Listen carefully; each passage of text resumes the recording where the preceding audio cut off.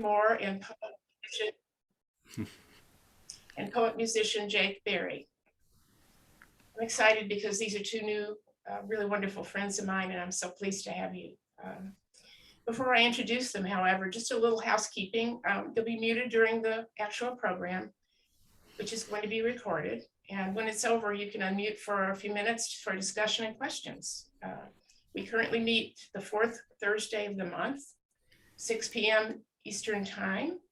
If you're not on our blind copy Vespers email list, email me at nellman@aol.com, which I'll put in the chat in a few minutes. And I will only send you a couple of emails. One will be early in the month, save the date, and then the one usually the day before. So now to our guests, all the way from Alabama. Harry Moore is the author of the poetry collections Bearing the Farm Away and Broken and Blended, Love's Alchemy, along with 4 chapbooks. In 2014, he received the Writers Exchange Award for Poets and Writers, and his poems have appeared in Saucier Poetry Review, Plain Songs, Xavier Review, Slipstream, and other journals. He's retired from teaching, writing, and literature for 4 decades in Alabama community colleges, and he currently lives with his wife Cassandra in Decatur, Alabama, and serves as assistant editor of the Poem magazine. Jake is a poet, musician, and a visual artist, Jake Berry, and the author of Brambu Dracy, Species of Abandoned Light, Drafts of Sorcery, Genesis Suicide, and numerous other books. He's been an active member of the global arts and literary community for over 30 years. His poems, fiction, essays, reviews, and other writings are published widely in print and electronic mediums. He regularly records and performs his compositions solo and with other groups, Bare Knuckles, Ascension Brothers, and 6 Mile. Lightning Stars, his 12th solo album, was released in 2019. I have already put, but I will again put the links to Larry's website and to Jake's music within the chat. So let's welcome our guests, and looking so much forward to this. Enjoy.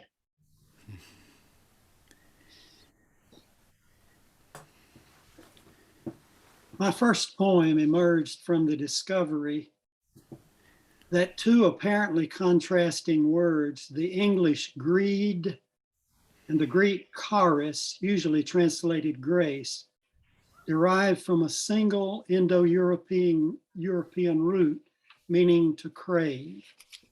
The poem is called Greed and Grace. If we dig past the layers of greed, what we crave and yearn for, coins piled so high we cannot spend them all.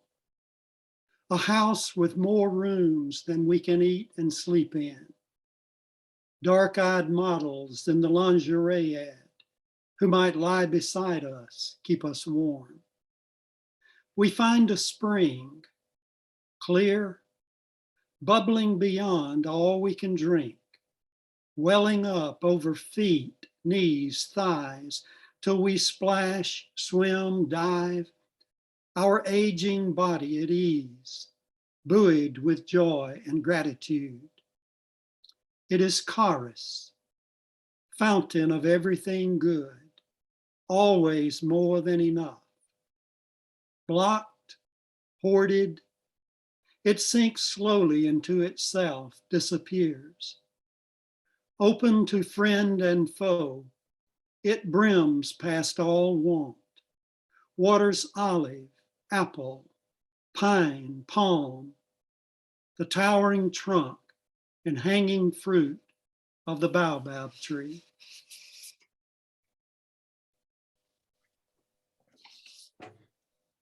This poem is called The Call.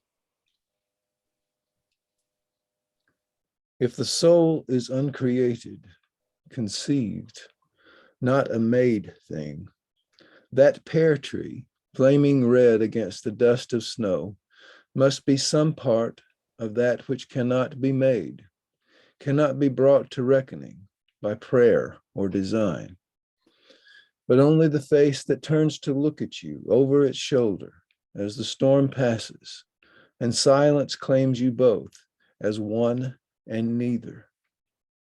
And the savage laughter of the wren in the leaves rips the night apart and makes everything impossible except inevitable daylight and all that it reveals.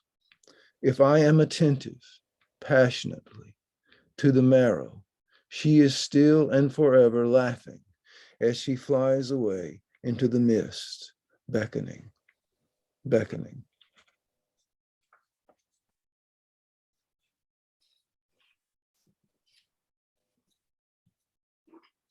This poem is called A Summer's Day, obviously a reference to Shakespeare, Shall I Compare Thee to a Summer's Day. High in the La Platas, by spruce and fir, my son shows me relics of the Lucky Moon mine. Tan-colored tailings like sawdust, rusted iron bucket, corroded tin roof from a collapsed cabin, and a growing cover of currant bushes. In August sun, he waves toward distant mountain rims, ribbons of switchback road, sheer slopes down which he boarded last winter. Fingering rocks, he speaks of glaciers, granite, limestone, fault lines up which the molten metal surged. Behind us, thunder jolts the earth. When he was 4, he piled flint and sandstone by my mother's door, salvage from a gravel road we walked. She left them there for weeks, she said. I've fled my Eastern classroom, where language is my trade. He, his kitchen concrete shop, were out for alpine air, chasing lost years. I climbed the slope, snapping cheap pictures, naming flocks in sinkfoil, while far below he probes the earth, kneeling, peering, tossing, gathering rocks. With loaded arms, he yells, "We'd better get to the Jeep or he will break it down." At the tree line, a hailstorm hits. Marble ice pinging the hood, drumming the canvas top, filling wood and ruts, till we bounce and slide laughing down slopes through sharp turns of the ancient road. All around us, beneath the ghostly aspens, the ground is white, like some winter world where time has stopped.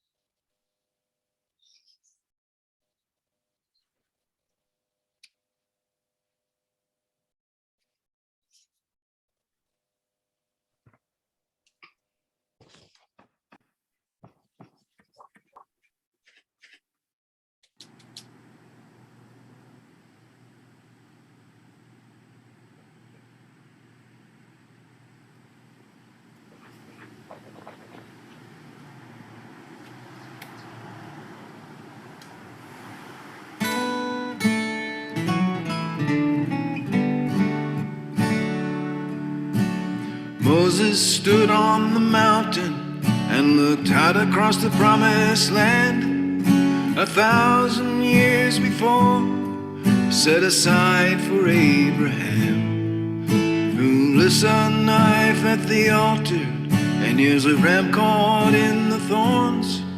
It's a long, hard climb and a leap of faith for a Savior to be born far away. So near, far away, closer than your heartbeat, far away, we're almost there. A light will shine and set the captives free.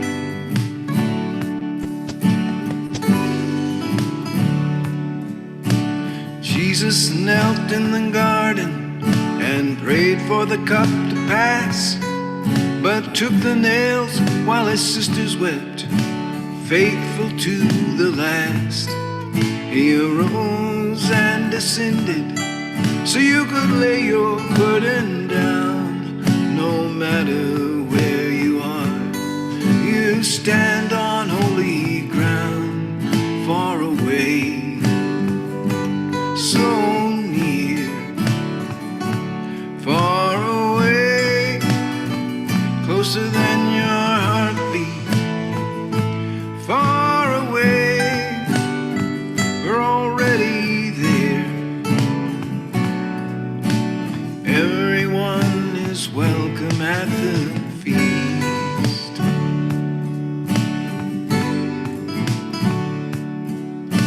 Coming from the wilderness, from the storm, from the tears, into the upper room where the line between heaven and earth thins and disappears.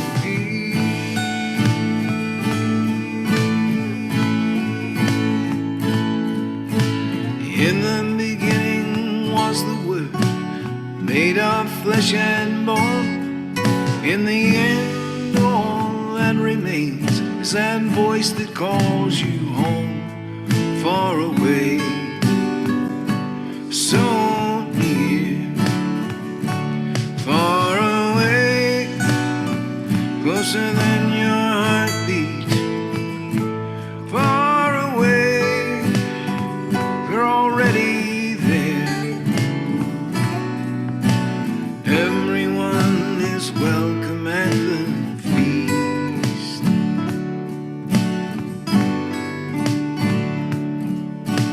Everyone is welcome at the feast.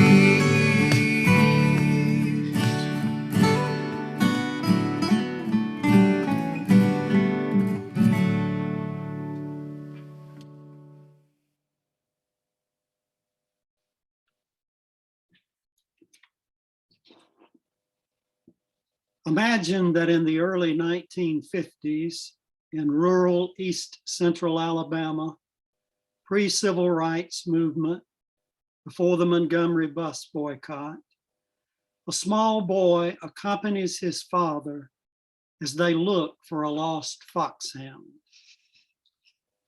The poem is entitled Fathers and Sons for Doja Pryor.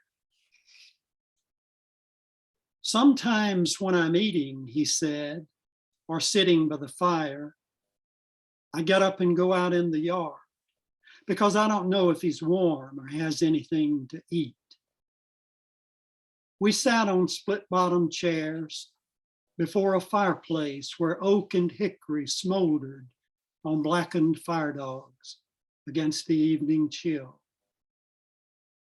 Undergraying hair curled tightly against his head. His face was lined like oak leaves in December, dark as the coffee I drank every morning with biscuits dipped in cane syrup before boarding the bus to the county school 5 miles away. His full lips worked nervously, hands turning the felt hat on his lap. He had not seen my father's black and tan foxhound, lost 3 days since in the big woods, but wouldn't we come in and sit a spell? His boy had gone to the Army last spring. I had seen him ride by our house on Saturday mornings, buggy wheels crunching the gravel road behind the steady brown horse stepping toward town 6 miles away. Returning at dusk, wrapped in army overcoat and blanket, he bowed deeply with a courtesy befitting the owner of his own home who did not pick other men's cotton. Now, in the room that smelled of wood smoke, lye soap, warm bodies, and years of fatback crackling bread, greens and sweet potatoes baked slowly into its pine walls, he spoke. I can't eat when he's hungry. I can't rest when he's tired and cold. Korea and Topeka were far away. Selma slept. Rosa waited in the back of the bus. On the hard clay road, in the cab of the Ford pickup, moving past pines and scrub oaks toward the black grammar school, I searched my father's face for words I could not see.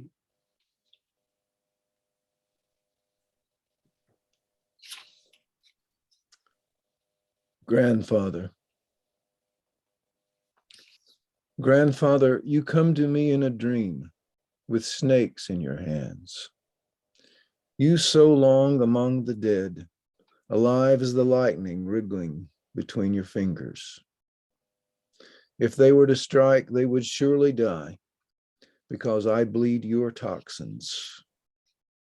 The land is slowly moving through us, tracing our figures on a winding sheet, damp with autumn and the river moving through the land.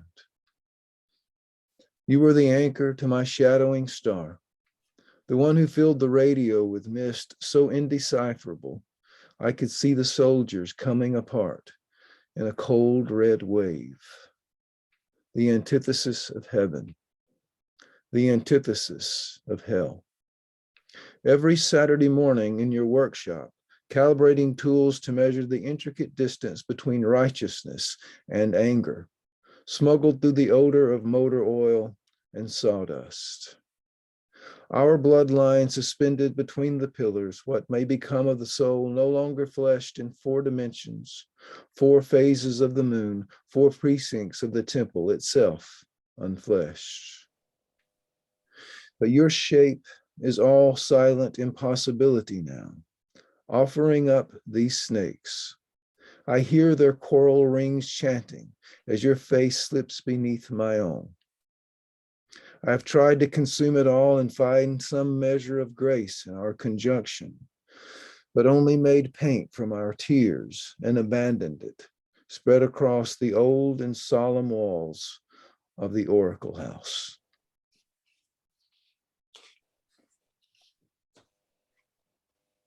A cluster of modern English words having to do with our well-being, derived from a single Old English word, how, H-A-L. Our word whole, W-H-O-L-E, health, heal, hail, and the greeting hail, H-A-I-L. The poem is called To Your Health. 8 weeks in, after I hooked a toe on a jutting sidewalk corner by the palers, plunged forward and cracked a carpal in the wrist. The bone has healed, snaked fibers across the gap, meshed, solidified, and is now whole, so that I can flex, grip, lift, push again, no longer broken, partial, once more hale, if not hardy. As did the flesh on my forearm after the bent crepe myrtle limb I was sawing, sprang like a metal trap and dug a 2-inch gash beneath the papery skin. The ER doctor smiling as she pulled together the 2 ragged sides and sutured them so that cells connected, bonded, sealed the wound that is now pale scar across a bulging blue vein. We crave to be one, not parts, pieces, shards, to have health. We hurt when skin, bones, homes, friendships, marriages break. When the heart fractures, pieces jarred apart, till hands connect across a chasm and we are one again. Hail to the body's relentless drive to mend, contain, keep together both its aging self and its reckless tenant, the abstracted and clumsy spirit.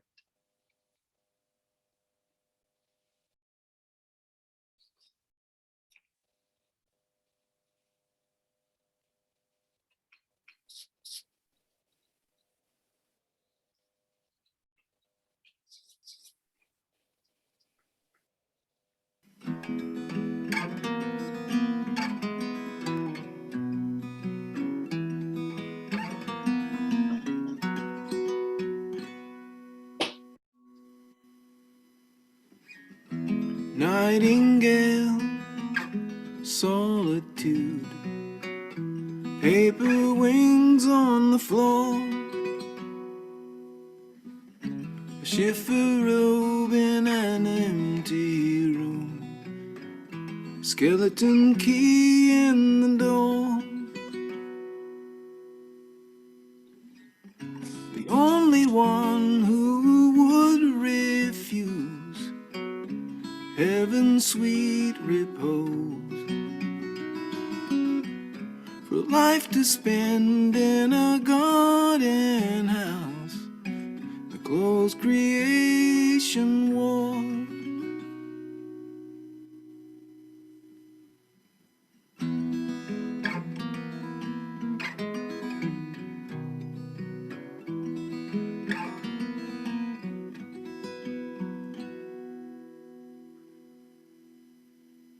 Diaphanous blue in late afternoon, lipstick on the glass, lilies woven into her dress, a season woven out of the past. Everything in your garden house brought for the stars to view. Sing on, night angel, nothing is concealed from you. Sing on, night angel, nothing is concealed from you.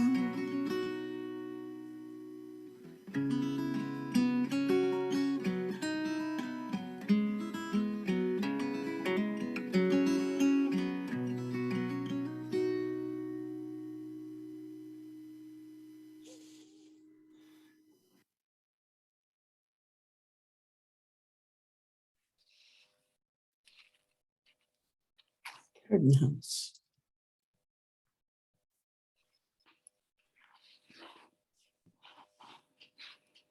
Our English words grace and gratitude, along with the old Irish word bard for poet, derive from a single Indo-European root meaning to lift up the voice, praise. I would remind you as I read this poem, that pandemic means pertaining to all people, and it does not just refer to diseases. Pandemic song.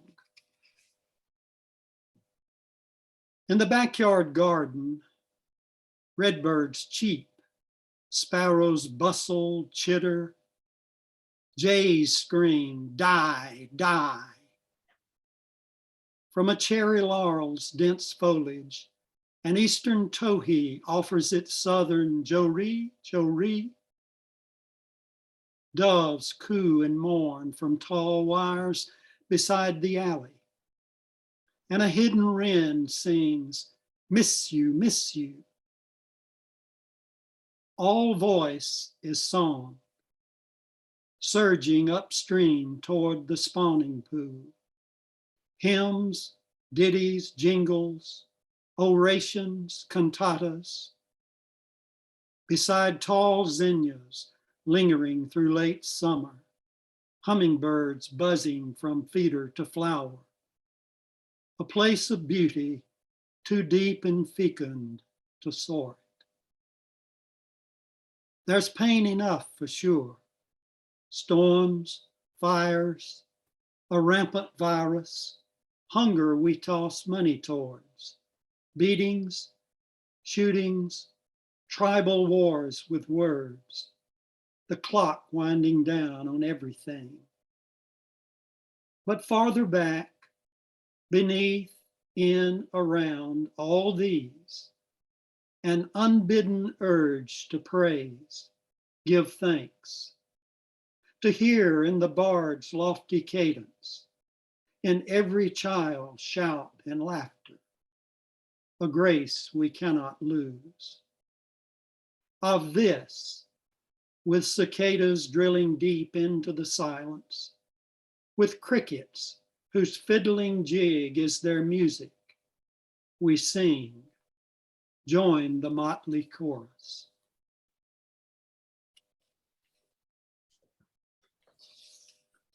Hanging clothes. It is so simple. You lift a wet shirt out of the basket and pin it to the line by the shoulders. The same with the dress. Pants are pinned on opposite sides at the waist. The sheets require a second or maybe third line and are pinned at the corners and several points between to prevent the breeze or a playful child from bringing them down. When the task is done, your mind is as uncluttered as the empty basket. You'll wear the season in your clothes and sleep in it all night. It is so simple. It feels like salvation.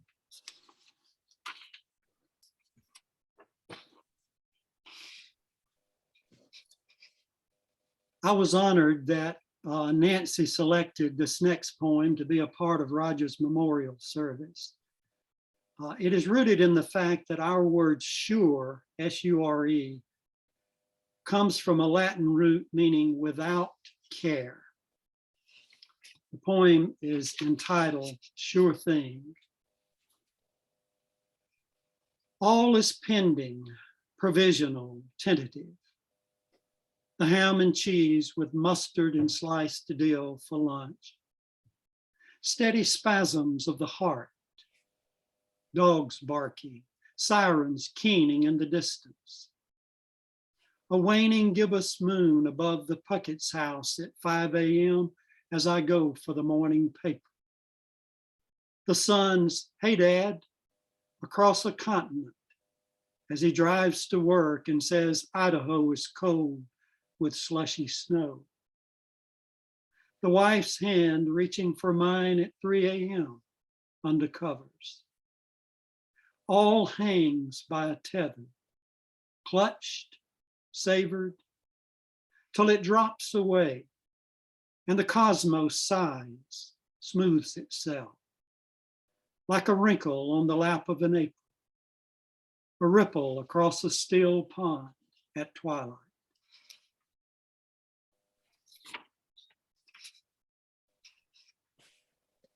October.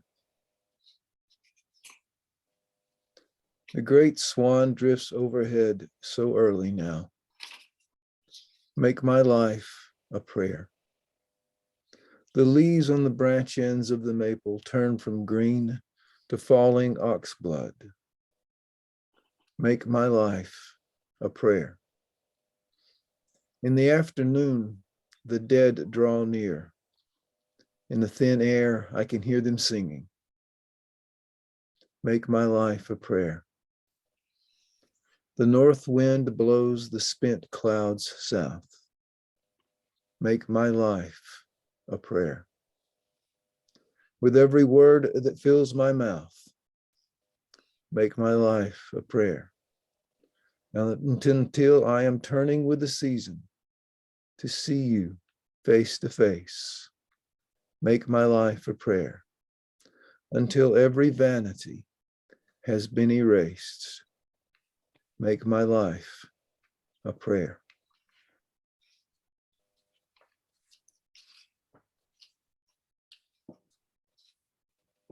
This poem is called Advent.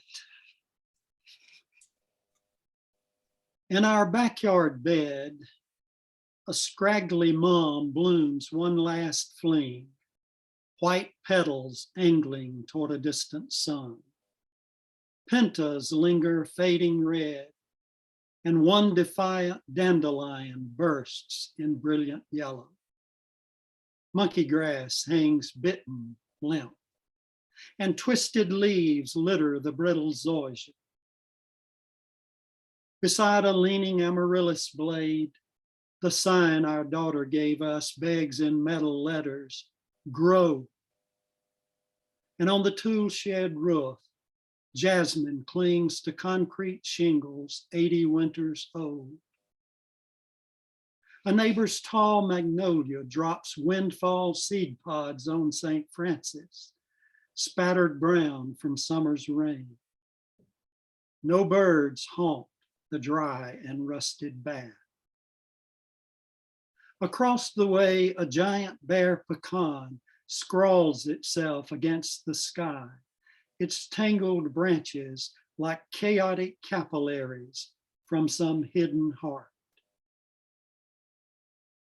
We wrap ourselves in faith that all this death is but a sleep, that squirrels scratching in our attic will emerge with young, and in the spring, crepe myrtles blossom pink and white beside the garbage bins. And in our bones, we nurse a wordless trust that the cold season is but cipher for our deeper self. The hungry spirit, reft of grudges, guilt, fancies, gaudy trim, with nothing but itself to give and no way to begin. 1,000 generous deeds waiting to be born.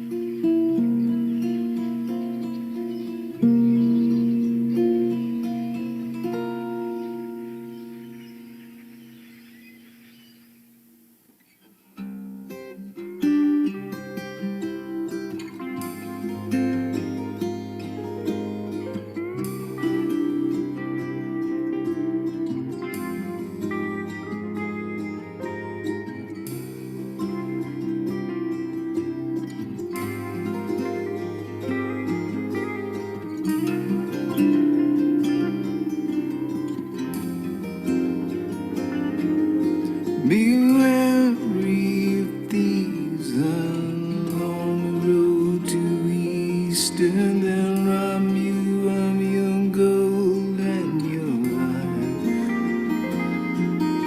And the terrible machines the southern wind unleashes to harvest every seed laid to ground. You're better off with the exiled clans, fire keepers in banishment, whose cards are dealt to tell the truth, even when they lie.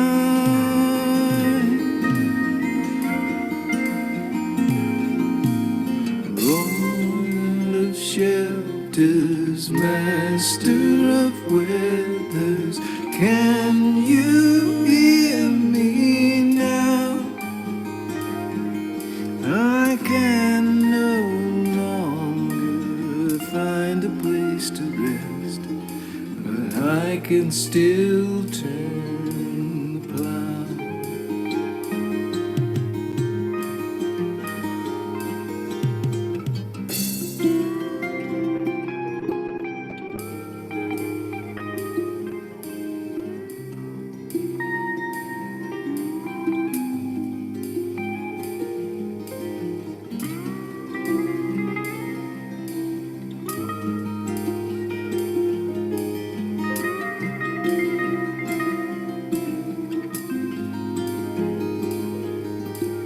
If you feel a serpent crawling up your feathered hunting gown. The healer will deceive you, don't swallow his poison. Don't let him take you down to silver maple dams nailed against the sky. The veil is torn, dust fills the afternoon. The tapestry of death quickly comes unraveled when the maker shakes the hands that work the loom.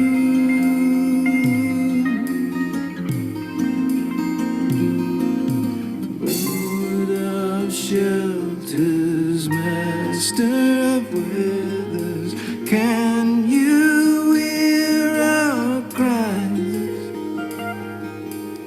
Can you teach us how to disappear into love's tender light?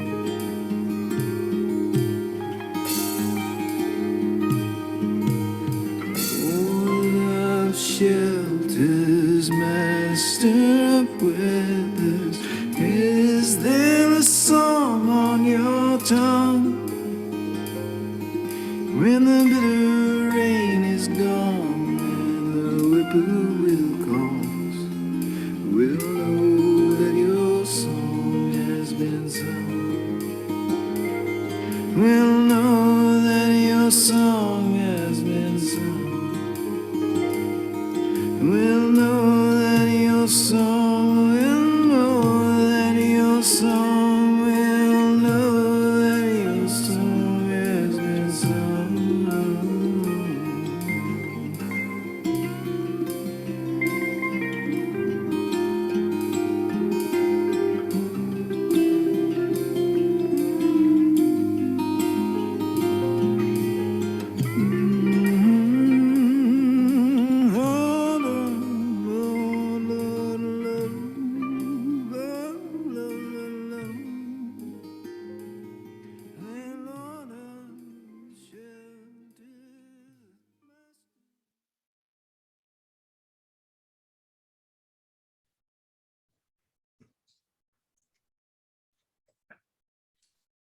Wow.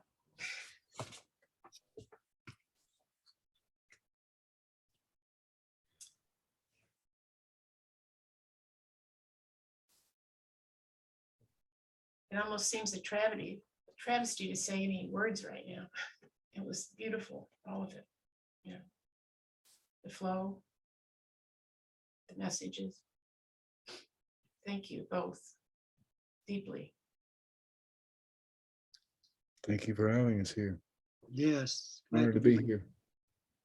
I missed one word in that last song. Can you teach us how? Let's see. Now I've forgotten it, but it was how to disappear into. And then what was the rest? Into love's tender light. Oh, love's tender light. Okay, I think I missed the word love.